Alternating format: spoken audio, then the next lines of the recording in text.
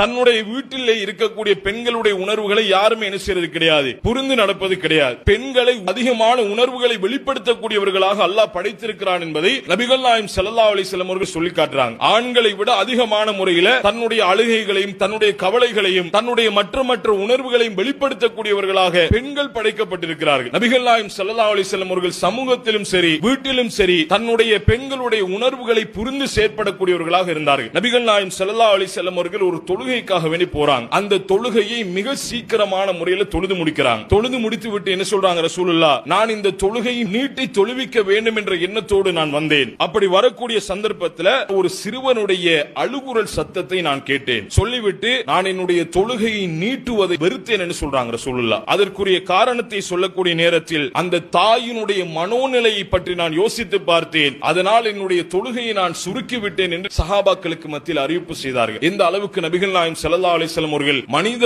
உணர்வுகளை புரிந்து செயற்பட்டார்கள். பாருங்க, ஒரு குழந்தை அழுகின்றது, ஒரு குழந்தை அழக்கூடிய சந்தர்ப்பத்தில் அந்த தாயினுடைய உள்ளம் எந்த நிலைக்கு செல்லும் என்பதை நபிகள் நாயகம் ஸல்லல்லாஹு அலைஹி வஸல்லம் அவர்கள் உணர்ந்திருந்தார்கள். இது சமூகத்தில் மாத்திரமல்லாமல் தன்னுடைய வீட்டு பெண்களுடைய விஷயத்திலும் நபிகள் நாயகம் ஸல்லல்லாஹு அலைஹி வஸல்லம் அவர்கள் மிக கவனமான முறையில் உணர்வுகளை புரிந்து செயற்பட்டார்கள்.